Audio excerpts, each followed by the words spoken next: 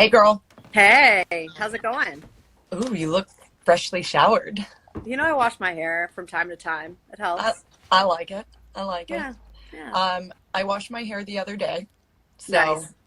I'm proud of that, but I didn't have time in between teaching and whatnot. Oh my gosh.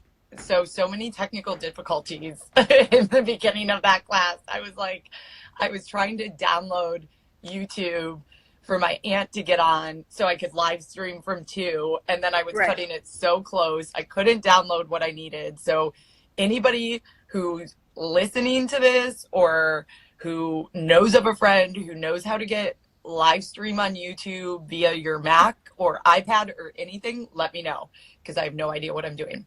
Um, but yeah, so it was a little bit of a crazy, like I was frazzled for a little bit. I don't know if you could tell. Were you on I was for the on. first one? Yeah. Yeah. It was still a good class. And by the way, my 10-minute stretch at the beginning was really nice. Well, you're welcome. So I was in practice when child's pose for like 11 minutes. It was yeah, fantastic. perfect. That was actually my plan. You're Yeah, I'm like, sure. Yeah. she's not talking. So anyway, for those of you joining, I know that you might pop in and out. My name's Teresa, at Teresa underscore Pokladowski. And my friend Rachel, we're here to kind of chat about a week into quarantine and a lot of it about what we're doing to kind of minimize our anxiety. I think, I know that I've got anxiety and it manifests itself a little bit differently than I think you do, Rachel. And we'll talk a little bit about like what we're feeling, how we're feeling, and things that we're doing.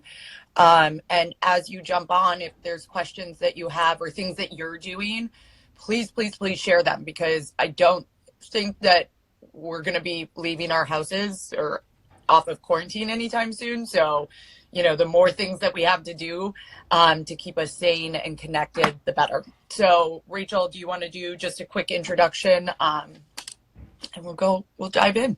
Sure. Yeah. So I am Rachel Boynton, and I don't really know what to say about myself other than we're all quarantined in this together. Yeah. I will say I typically work from home, like that's normal for me, and I know you do too, sort of. With traveling and client meetings is a little bit different, but it feels different. Like even people who typically work from home, it feels different. So I think, one day at a time. Yeah. Right? No, it definitely is different. And even for, me working from home, I know, I enjoy it. I find I'm a little bit more productive. But I think that even working from home, a lot of people think it's this great thing. And it's like, if you don't keep yourself busy and on a routine, you can kind of go a little nuts. Oh, for sure. Yeah. For sure. And I also think typically we have the weekends to look forward to, right? Like to be social and or even nights, like weeknights. It's just like, that's what you really miss during this. Yeah. Hi, Chauncey. I know. He's saying hello. I think somebody rang a doorbell next door or something. So apologies. He just wants to make sure everyone knows he's here too. So, and I think that that's it too. It's like, there's kind of no, stepping away from it, and it's like, and I think a lot of, people too, and I think we'll dive into this in a little bit, is like this idea of constantly being tuned in. It's like this idea of being, being always on, whether it's Instagram or Facebook or, any of these types of, or even watching the news and being constantly having that on and constantly tuned into what's going on. Like this, this is an evolving and dynamic time that we're in. And I think that sometimes it's okay. It's okay. I know. Everyone knows you're here. So it's that, Chauncey. I feel like he needs to go on your lap so that he can be on camera too. I know. I'll pull him up in a second. But I think it's like an interesting time to like avoid, like how much TV. I mean, how much TV are you watching right now? Like how much news are you watching? How much are you going on like social media and Facebook outside of like jumping on for workouts, which I think is really great for staying connected and healthy. Oh my God, stop it. Chauncey, who's that? Hi. Oh my God, he's so cute. I'm really minimizing my exposure to the news, if I'm honest, right? So Right. I want to, I feel like there's like, it's hard to strike that balance between like staying informed about, rules that are in place or orders that are, being put in place or what's closing or what do you have access to versus news overload and like panic and, anxiety over things you have no control over, right? I did this thing. I signed up for Boston City Alerts. And so if there's a new order or laws change or what have you, I get an alert. And so that means to me that I don't really have to watch, any of the news, like, but that basically is on all day about, the numbers. Like the numbers is something that really stresses me out. And I feel like it's different for different people. Some people are like very into tracking the numbers, like how many people have been tested, how many people, that those numbers overwhelm me so much. And I feel like they don't tell the whole story. They're going to get higher. Like these are all things that I know. And so I don't really want to watch them because, it's data I can't do anything about. Right. So like I want to, I'm guessing they're still going up. I'm pretty dang sure. And I pretty much see that even though I try not to. And I think that, let me know when they start flattening out. Like that'd be great. That's great news. Give me an update when we go this way. Just give me like some sort of like wavy chart thing. I don't want the numbers. I just want the charty wave thing. So, so what are you like focused on when it comes to like, because the numbers overwhelm you and because it's like, it's all this, and I like to think, I mean, the media to me is, and I'll get on my soapbox and then step off. The media to me is trying to keep you informed, but it's also, it's sensationalizing what's going on. And there's this hype about it. And so it's like, for some people, if you can't kind of let that kind of go and focus on the facts, so it can be overwhelming. But in terms of, like, so you're looking at these Boston alerts. I mean, are you on the news at any point in time? Are you like checking in the morning? Like I listen to NPR when I'm walking the dog, and I listen to NPR first, and it's about 14 minutes when I'm walking Chauncey, and it's the first 14 minutes of our walk, and I get everything I need to know, and then it's done. It's 14 minutes, and that's all I need to know is a heads up of what's going on, what's being done, and then I check out. Yeah, and I think I feel like that's a great thing, and I feel like you did that before all this went down. So I feel like that's routine and habit for you, and I think that's awesome. Yeah. And so for me, I've always done. What's interesting is I looked back in the day because I feel like this has been going on for a while for me. Is that I feel like media, like you said, they sensationalize, and so it's hard to know like what news to not trust because but who's going to give you like just like give me the headlines, give me the bullet points, and then so I actually have the Reuters app. It's like cool. It's when I look them up, it's like the most neutral news source, and so I get alerts from them, and so it'll tell me it'll give me alerts for the day and give me updates and things like that, but it doesn't overwhelm me. So I don't tune into any news on the TV. I actually very much prefer like sticking to Netflix and stuff like that because I don't even want to see the commercials. Like, I don't want to see like your update on COVID-19 tonight at 5. Like, I just, it's like stressful. So I do the Reuters, updates, and I think I see things on social media for sure. It's hard to I try to skip over things like, I don't want to be inundated. I don't want the negative. You can't stay away from the news. I try in any way that I can to control like the amount that I am exposed to for sure. What do you think about, we've got a lot of these group text messages going on, and I think that all of our friends, again, it's with the best intentions, thinking about, sharing information as it comes forward and different viewpoints and perspectives. And I try to appreciate that as I'm thinking about it. But a lot of times, like for me, like last night, I was getting some text messages from a particular group and I was like, I got to shut this down. I got to mute this because it's like, it's all the same information over and over again, and you're Right. sharing it on multiple groups, and sometimes it's a little bit skewed. And so it's like, for some folks, I'm like, can you just, before you share something, can you just make sure that it's credible and it's not, and it doesn't really need to be shared at this point, because we know this is so fluid of a situation. Do we need to constantly, and I think we all did that, I was to blame for that too. It's like constantly posting and wanting your friends to be at, and your family to be at the forefront of what's happening here versus like my family's in Wisconsin and Illinois, like wanting to make sure they're aware. But at some point in time, it's just like, holy crap, like nothing has changed. The numbers are going up. We knew it. We know that they're going to continue for a while, but that doesn't change the fact that we're still doing what we need to do to protect ourselves and others that we Right. care about at this point in time. Right. So, I mean, don't you think that kind of goes back to, like, we all deal with things differently. So like there are some people that love the numbers, that are like tracking Yep. the numbers every day.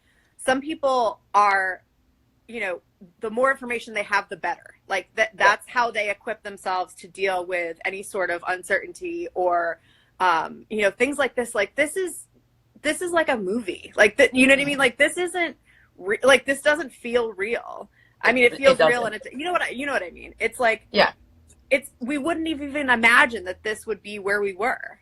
Yeah, it's surreal. It's really, I swear to God, it's like, I'm waiting for like the crew of Punk to come out and be like, gotcha, America. And we're like, oh, funny. Not so much. Yeah. But yeah, no, not funny. The toilet paper is really not funny, but, right. Yeah. But I think people just deal with it differently. Honestly, I think like the biggest thing that you can do for yourself is, if you're in group text messages, just be honest about what information you want to receive. Right. Be like, listen, that's not helpful to me. I'm naturally anxious. Like that's not, that kind of thing. But don't you think it's hard for some people? I mean, like for us, like we've had those conversations. I agree with you 100%. And I think we all get caught up in like wanting to share and wanting to keep people informed. But sometimes we forget, like, how's the other side feeling? Like when I share this, Right. What is this doing? What kind of domino effect is this creating? Is it creating, am I informing them and educating them, or am I scaring them, creating more anxiety and that ripple effect? And I think that, for a lot of people being like, hey, I really need you to, like, I'm going to leave this group and I need you to let me, because here is how I feel. And here's what I know that you want to share this information. I know you find it useful. I get what I need. And that's okay. And I think that, again, nobody's doing it with this intention of creating anxiety or hysteria. But I think it's very important for people, as they share information, to make sure that, one, it's not already readily available, and two, that it's really meaningful to a dynamic change that needs to occur. Like if we go to, a shelter in place or something like that, and there's certain things that close because of that to me is information it's like on a need to know basis. Don't Right. you, like, what do you think? Yeah. I mean, I think everybody means well, and I think everybody just handles it differently. And I just feel like, if you can't be honest, I mean, honestly, not the biggest part, but I would say one of the biggest factors for me during this whole thing is self-care, right? Like, listen to yourself. What do you need? Yes. What do you like? Move in ways that bring you joy. Try to, eat food that makes you feel happy and healthy, and, just expose yourself to the amount of news that you can handle. Right. And if you can't, turn it off. I think if you have, folks that handle it differently and are sort of, exposing you to more information than you want. Yeah.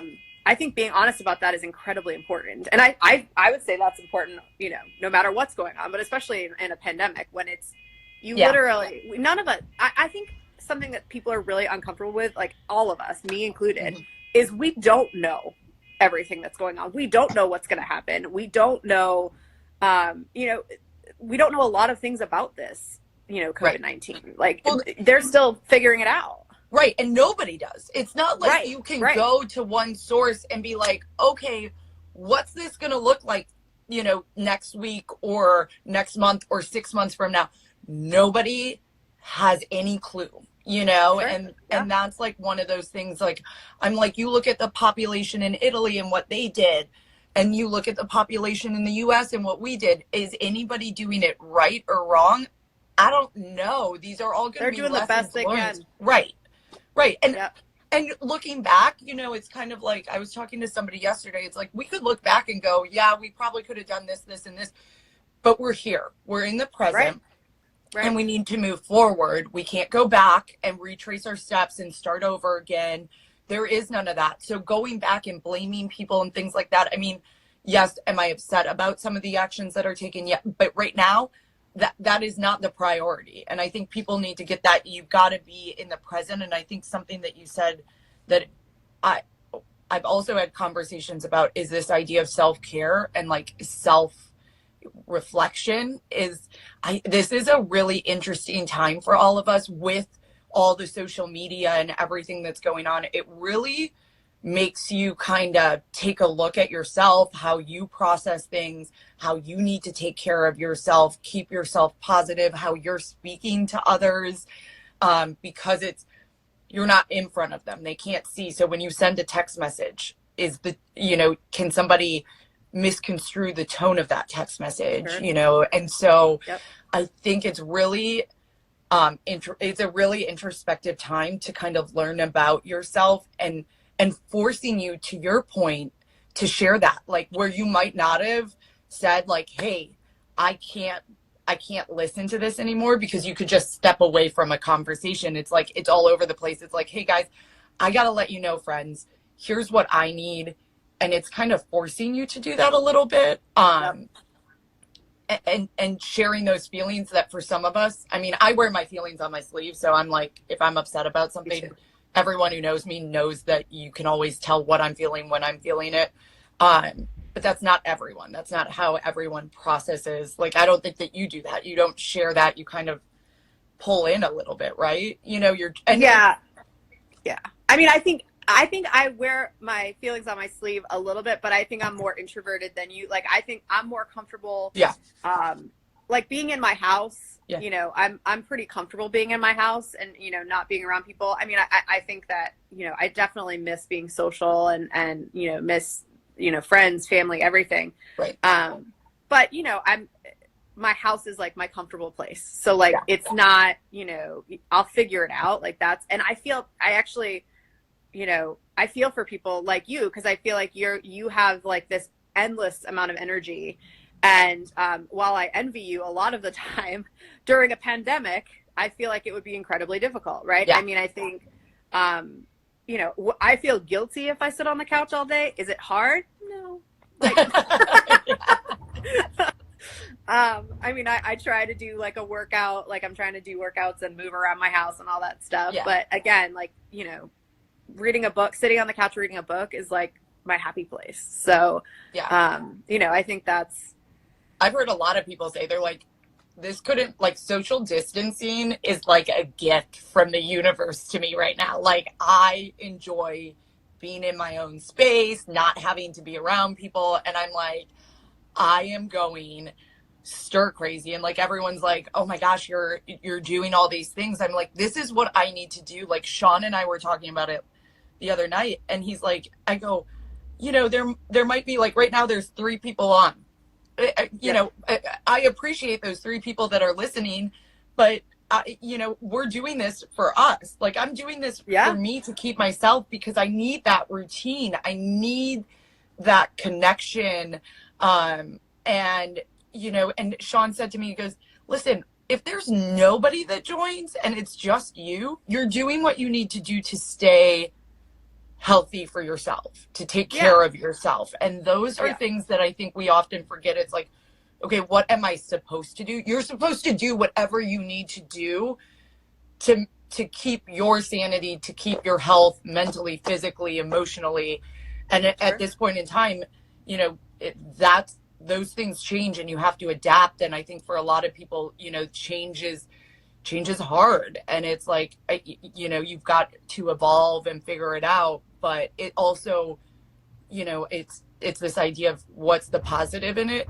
It helps you grow. Like, I think coming out of this, I'm hoping that we're all a little bit stronger and a little bit more aware of what we actually need as human beings and how we continue our relationships with our friends and family and, others. So, I I don't hope we know. don't take hugs for granted. Yeah.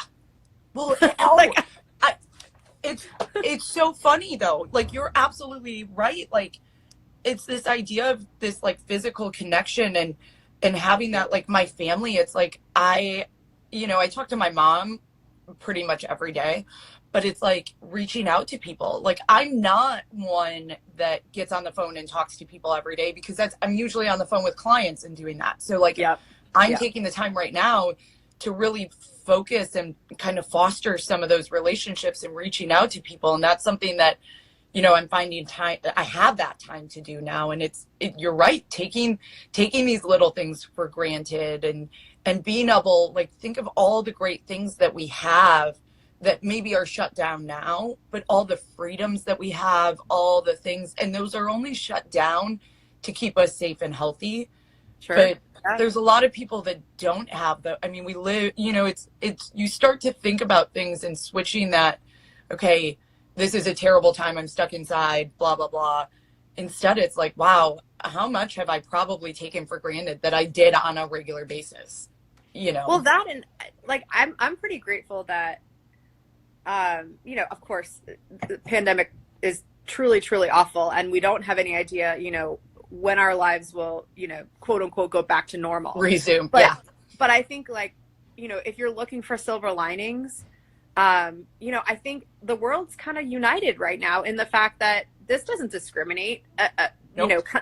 Borders of countries or any of that. Like, we're all trying to figure this out. We are all, vulnerable in some way, and some of us more than others. But I think, at the end of the day, we are literally fighting for each other. Yeah. And I think that's, again, silver lining, to a situation that we have no control over. That's awful. But I think sometimes it feels cool to, you watch those videos of like people in Italy who are singing out on their porches. Yep. And stuff. Like, I know those have gone viral, but they're so cool. And, I think it's like, around the world, we're all thinking of each other. We're all thinking about, we're seeing the numbers in Italy. And I think, and again, this is where you can sort of get like overwhelming amounts of information. Like, for instance, people are like, well, the numbers are so high in Italy because they didn't act soon enough, because they live together as families. Like, the grandparents live with the families. And so, like, yeah, the older people are put at risk. We're just guessing. I mean, logically, does that make sense that would put them, like, their numbers higher? Sure. But, like, none of us are, know what's right and how to, like, so we're all just doing the best we can. So I think, it's, again, we're all in this. We're all in this, And I think, like, to that point too, I think that's a really good, like, topic. It's like, when this first started coming out, I saw a lot of posts about, like, pointing fingers and what this was about, and, the potential politics of it. And now you're starting to see that, I at least for me, I'm starting to see some of that dynamic change. Yep. Into the point of people going, okay, this hospital, there's, like you sent around a text, there's a blood shortage here. How do we go about doing that? Who do we need to call? These animal shelters need people to foster animals. How do you get in touch with them? Like, even when we do grocery runs, like, as a group of friends, we're like, okay, I'm doing a grocery run. There's no need for multiple people to be out. I'm going to go, who all needs something, whether it's big or small. I'm going out. I might as well get it.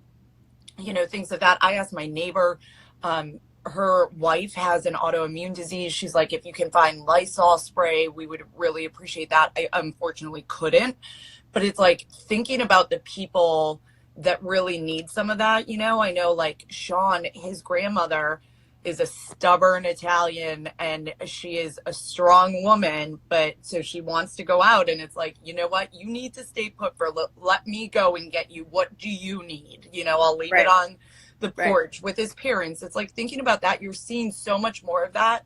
And even when I was at the grocery store, there was this sense of, I know that people are a little bit panicked, but at the same time, there was like a sense of community.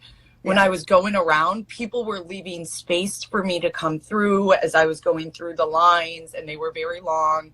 There were people as we were going down. I mean, people were saying, excuse me, thank you. Yeah, jump in, whatever. And it's like, it's kind of like one of those things like, good for you. Like, keep that mentality, because if we start going back and start, getting mad at people for bumping into your cart at the grocery store or, jumping in line or something, that type of stuff is going to weigh us down. And that toxic energy is just going to have a ripple effect. Whereas the positive will too. And I would prefer, for us to go in that way, because when this is all over, it'll be interesting to see, some of the changes that may have happened just because of this, and being a little bit more alert to other people and thinking about what situations they are. Like, person walking on the street, is that a nurse or a doctor that's on the front line, that's been there every day, that is just exhausted and has no idea which way is up and down, and may bump into you, or maybe sitting at the stoplight for a little bit longer because they're just zoning out for the first time in a day or two. It's like those little things. Just take a deep breath. Be kind. So, I feel like that's such a simple message, and I feel like a lot of people live by it, but I feel like we all get impatient and short with each other, and hopefully that sort of stays on after we sort of make it through together. Just about the politics thing. I mean, I think so. What's interesting is, I'm not like a huge Trump fan, not to get into to politics, but I think for me, even like I should say it frankly, I'm a really big non-fan. Yeah. But I honestly don't really want to hear about the mistakes his administration has made right this second. I just want to hear about like what we're doing. Like, it's not a time to criticize. It's a time to be like, okay, how can we fix it? Did we maybe not respond quickly enough? I don't know. It's done. It's past. Like, what are we doing now? How can we help? Like, like you said, we were talking about, there's a blood shortage, and you can make an appointment, just for people on, or for you too. You can make an appointment. You go on to redcross.org and you can make an appointment to donate blood, and you literally go in and they're like, this is what I've heard. And I plan to make an appointment. And they're like they're fully, covered and can't give you anything, all safety precautions are being taken. Right.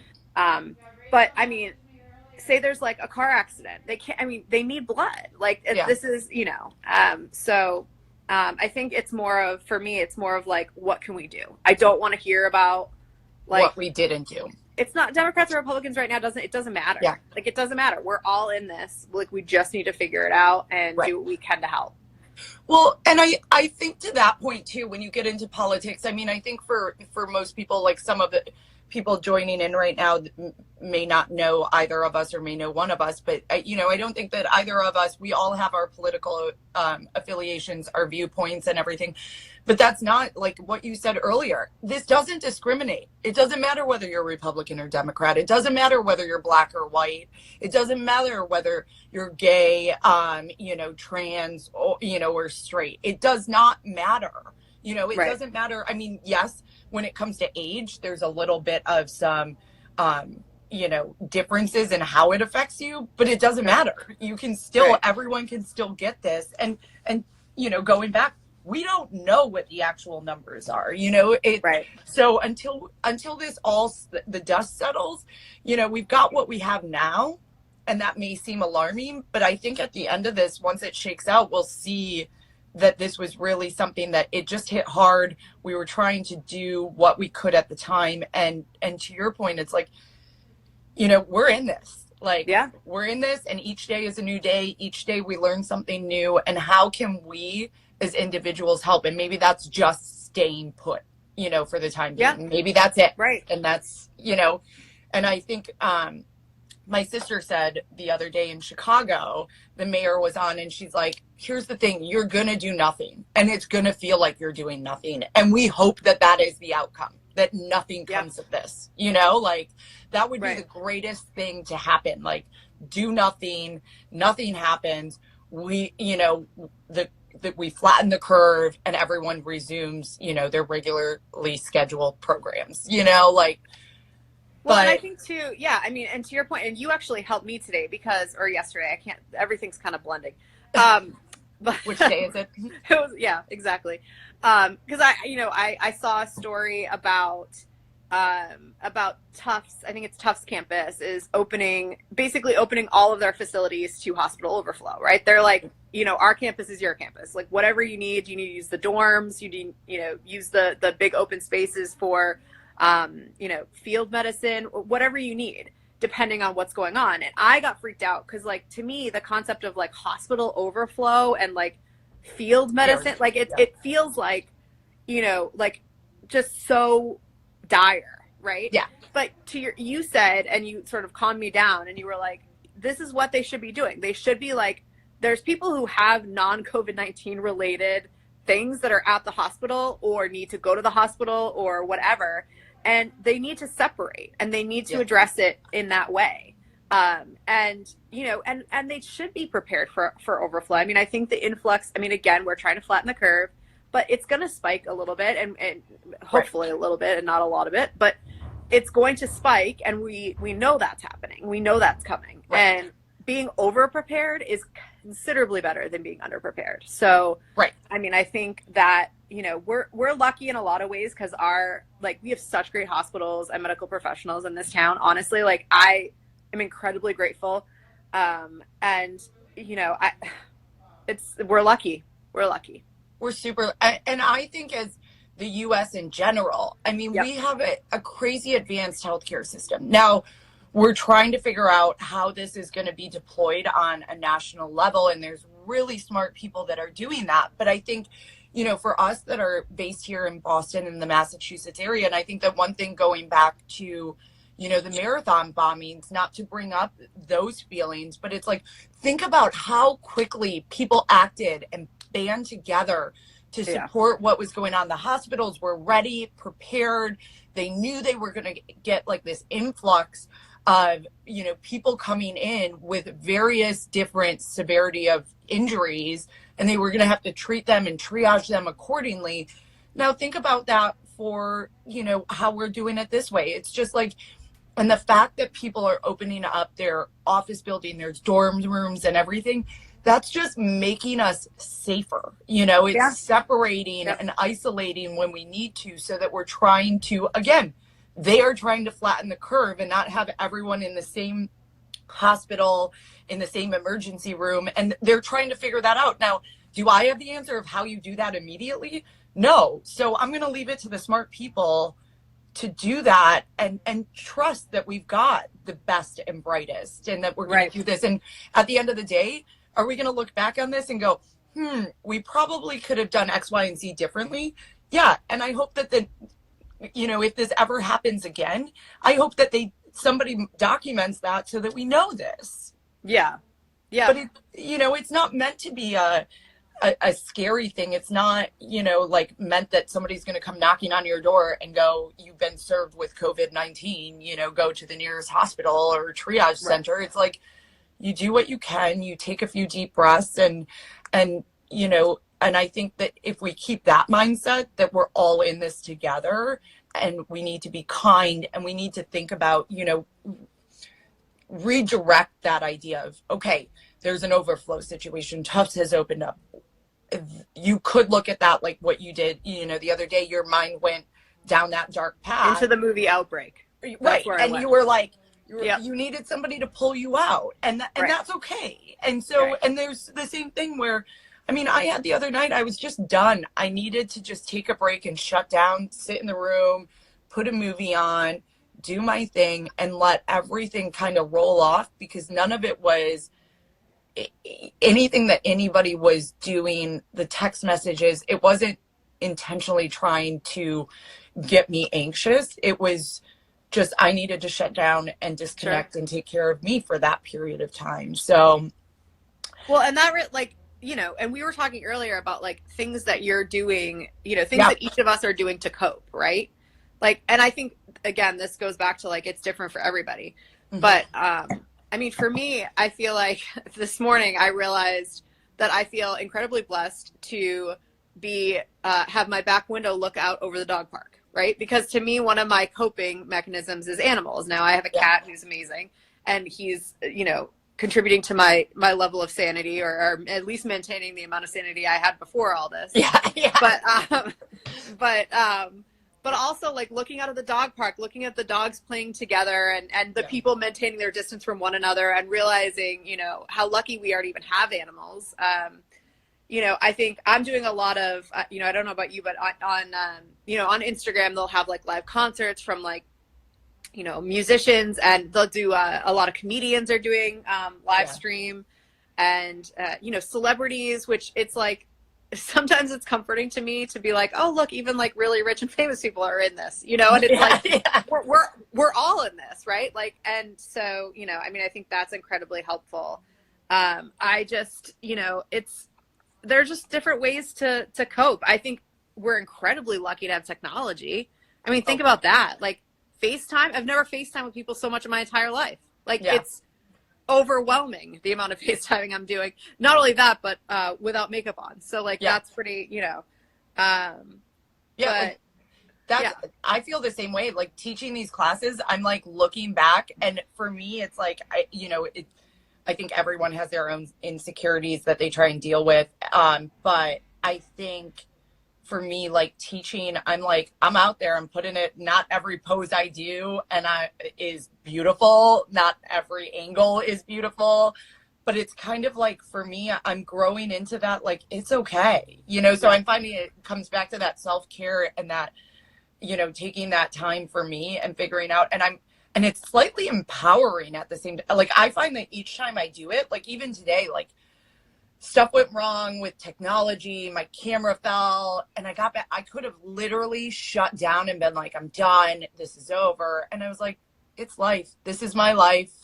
It's messy. Things fall. The camera drops, you know, like the angle doesn't always look good. And that's what it's, you know, like to me, I'm like, wow, there's something about it that's really empowering. And that's where I found like teaching and doing stuff like this, like if it helps one person following our discussion that feels like, holy crap, I resonated with how Rachel or Teresa was thinking, and I never thought about it this way, you know, then done. Like hopefully they'll take that, and it'll be that positive ripple effect. And that's, you know, that's, I think what matters is it's not, you know, I'm doing it for me to keep myself sane, to take care of myself. But my hope is that somebody else feels the same way and finds some sort of value in it. No, I hear you. And I think too, like, you know, we've already talked about this a little bit, but like letting people know what you need. So, I mean, I'll literally I'll go through the day, and every once in a while I'll just text, you know, usually one of my parents and be like, it's going to be okay, right? And, you know, they'll be like, of course it's going to be okay. And then I'll have friends ask me that too. And then it's my turn to be like, absolutely, like, we're going to be okay. You know, of course, none of us knows exactly how that's going to play out, but we are going to get through this. And I feel like, you know, not to get too preachy, but it's like, you know, we will. And I think we'll be better for it, honestly. I mean, it's, you know, whether it's good or bad, tragedy and crises, they bring us together. So, you know, of course we don't wish that, you know, upon the world, but, you know, I mean, here we are. I do hope, and I agree with you, I do hope that we take this, because I think especially in the US, I think that things were getting so divided and so contentious for a while that maybe this, like the silver lining to it, does anybody want this to happen? No. Do I think that this should be the answer when, you know, if we ever get to this point again, that a pandemic comes through to unite us? No. But do I think that we look at this and say, this is something that's telling us to unite and take care of each other. And so Right. let's look at it that way. Yep. So let's, as we, I know that we're coming up on like 40 minutes here. And I keep touching my face, and my mom was like the other day, she's like, you're all touching your face. And I'm like, I can't help it. I have to put my contacts in every day, so I have to touch my eyes. Well, and never have we hands, been everyone. this aware about touching our face. Like, the minute you're like, Rachel, don't touch your face, I've never been itchier. Like, Yeah. my whole face, I'm like, ah. Like, Yeah. Or like cleaning, like I wipe down like the doorknobs of every single one of our cupboards, the handles. Like I was like, okay, what do we all touch? Like the doorknobs, the handles, the knobs on the stove. Like I went through, I was like, I don't think I've ever wiped off my doorknobs before, like when I clean the house. It's a new skill. It's a new skill. So Yeah.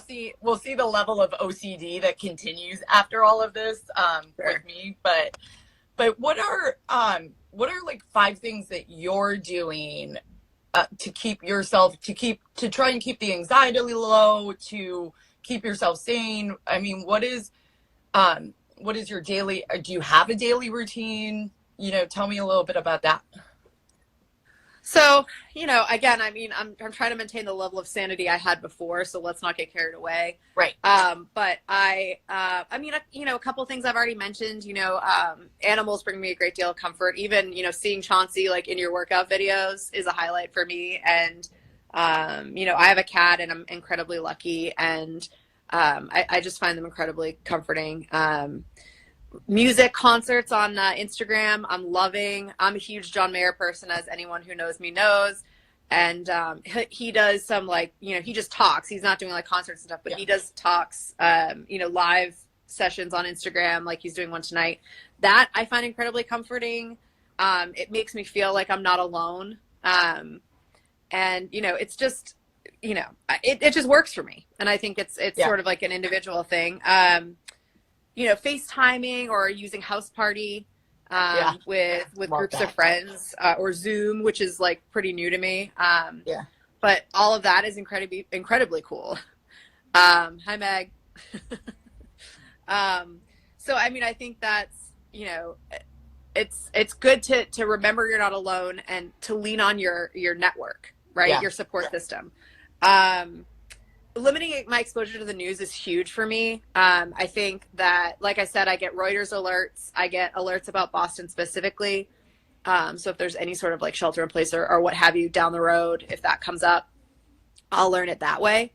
But I really can't do the number thing. I can't with the numbers. It freaks me out. And I think self-care is important, right? Like moving in certain ways, like taking classes, taking your classes. There's free apps. There's Jonathan Van Ness really makes me happy from Queer Eye, and he does.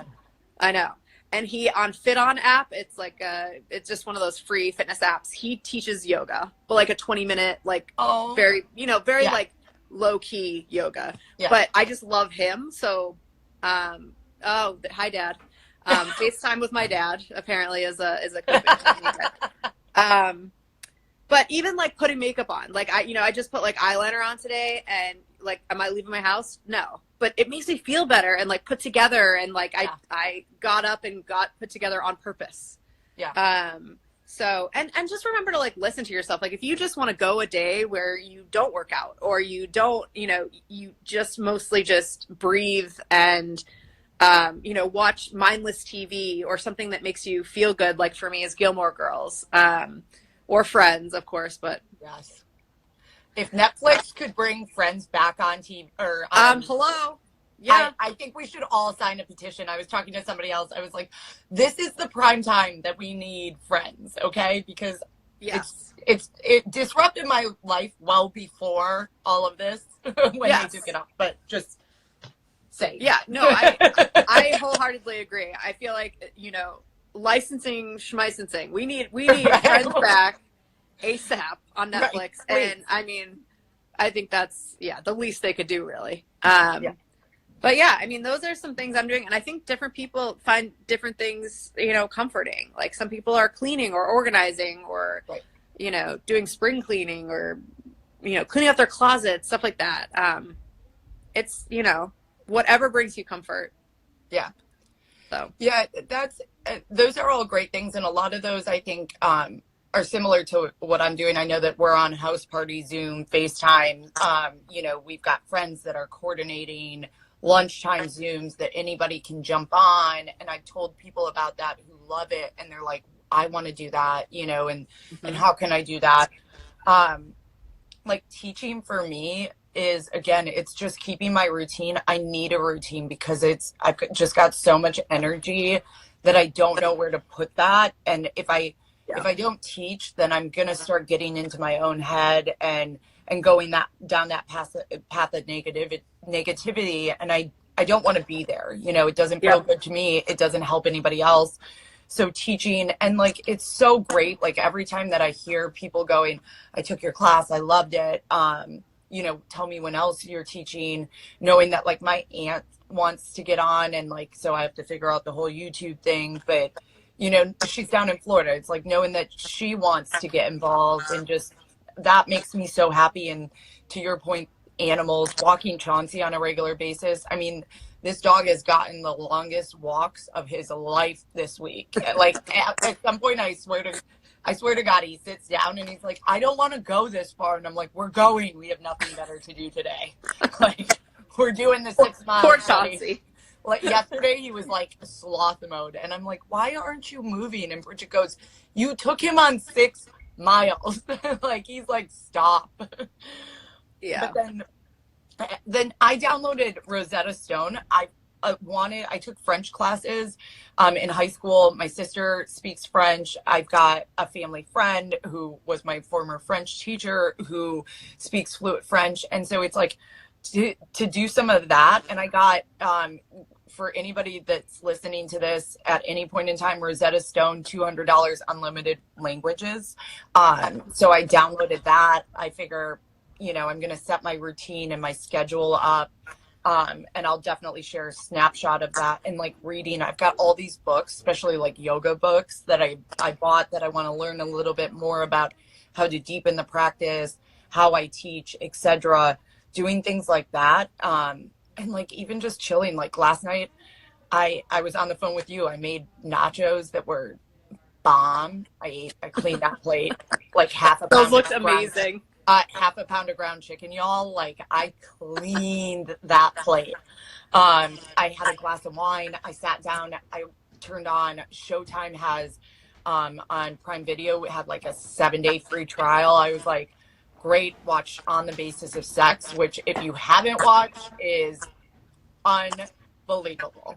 So like looking at like, and I tell people, I'm like, I'm gonna find like some girl, like woman empowerment, something that's going to make me feel good and like just a badass. And that did it. Like after that, I'm fortunate enough, Bridget and I live together. We're roommates. So that's nice in the fact that we sit down and we've been trying to figure out board games. Like we played Monopoly for a little bit. So things like that just are keeping me sane. And like you said, just reaching out to people and touching base, and also knowing when I just want to shut down for a little bit and going, listen, I'm going to take this evening to just chill and do my own thing. Yeah. So. Right. For sure.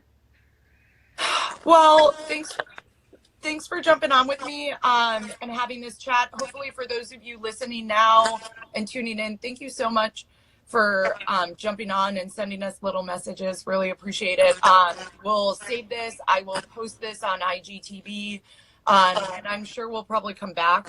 I have a feeling we might be here another week. So at least back. If there's anything you want us to chat about, hit us up. Let us know. Slide on into our DMs.